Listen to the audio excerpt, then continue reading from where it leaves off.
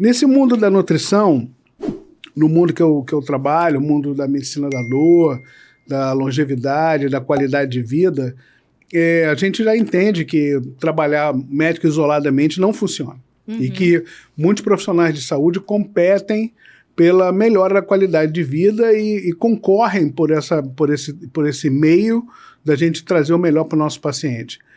E eu esbarro às vezes com dificuldade do paciente entender isso, né? O quanto é importante a alimentação, os cuidados nutricionais. E tem muita demanda do próprio paciente pedir para nós médicos aplicarmos dietas, orientações nutricionais, e de fato nós não somos preparados para isso, né? Qual é o papel da nutricionista, do nutrólogo? Qual é a diferença de nutrólogo para nutricionista? Fala para a gente um pouquinho sobre isso, o quanto que você pode contribuir com conhecimento em relação à longevidade, ao cuidado com a saúde, ao paciente portador de dor crônica, o envelhecimento da nossa população. Você vai poder contribuir com muita informação relevante para a gente, tenho certeza. Com certeza. É importante entender que alimentação e nutrição são palavras bem próximas, porém distintas. Se alimentar é diferente de se nutrir. Então, a visão da nutrição ela é um pouco mais ampla no que diz respeito não só à dor crônica, mas várias condições que esse paciente pode apresentar. Acima de qualquer coisa, a nutrição ela não vai olhar para a doença. Ela vai olhar primeiramente para o paciente por trás dessa doença e entender a causa daquela doença. Isso é muito importante. O paciente é um ser único, ele não é um diagnóstico, e entender a história clínica, a história genética, entender a rotina dele, a rotina de alimentação, a rotina de exercício, entender a fase da vida que esse paciente está passando é muito importante para que a gente tenha ali realmente uma forma de estar fazendo não só um plano alimentar, mas um plano, uma estratégia nutricional para esse paciente. Então, por exemplo, quando a gente fala de dor crônica, a gente vai avaliar acima de qualquer coisa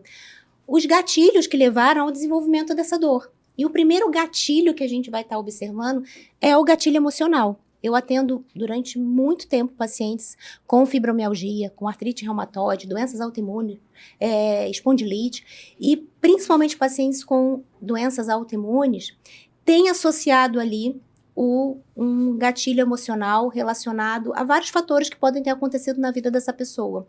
E esse gatilho emocional sendo um estopim para o desenvolvimento dessa doença, e sempre que tem alguma condição ali emocional pode piorar ou agravar o quadro de dor. Eu atendo muito paciente com fibra, como eu falei, e é engraçado que a gente sempre eu fico conversando, fico entendendo todo esse quadro do paciente, e a maioria tem um histórico de perda. Pode ser um falecimento de alguém importante, pode ser uma saída do filho de casa, aquela síndrome do ninho vazio das mulheres, né? Que estão ali com os filhos já saindo, indo para a faculdade, viajando, saindo do país, ou então uma demissão, ou então uma falência. Então tem sempre um histórico ali emocional muito importante como estopim dessa doença, né? E é importante que entenda que o alimento, ele não é só ali uma caloria. A gente tem uma informação que esse alimento vai passar para o paciente.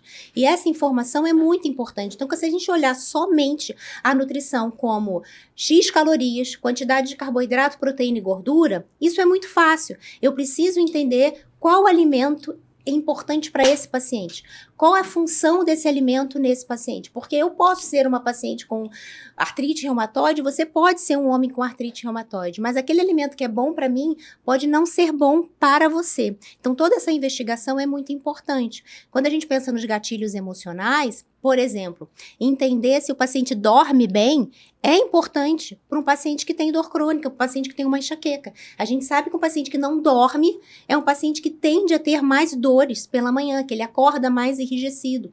Então, eu preciso fazer um plano alimentar onde eu contemple ali alimentos que melhorem a produção de serotonina e, posteriormente, aumente a produção de melatonina para que ele durma. Mas não é só isso, eu preciso ver a rotina também desse paciente, porque hoje não basta ser nutricionista, eu tenho que arrumar essa rotina, eu preciso incentivar que ele tenha uma boa higiene do sono também, para que ele durma bem. Então, esse olhar no todo do paciente é muito importante e é isso que a nutricionista hoje faz. O que você me perguntou em relação ao nutrólogo? O que é um nutrólogo? É um médico que fez uma especialização em nutrição, mas ele não pode prescrever dieta. O único profissional hoje habilitado na prescrição de dieta é o nutricionista.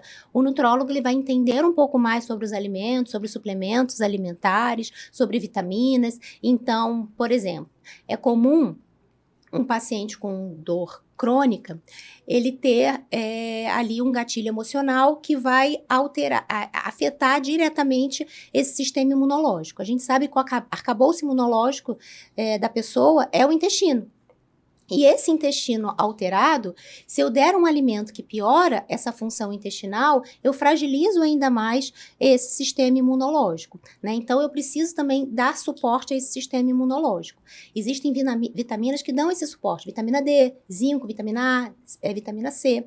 Então, se eu tenho um paciente que tem uma vitamina D que está extremamente baixa e ele precisa de uma dose alta, quem vai fazer isso é um médico.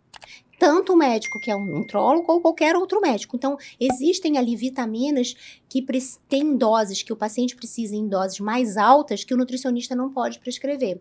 E aí a gente encaminha para um médico ou para um nutrólogo. Então, essa parceria, Ana, ela é muito importante, Sim, né? Com certeza. Eu acho que ninguém é suficientemente bom para tratar paciente de dor crônica sozinho.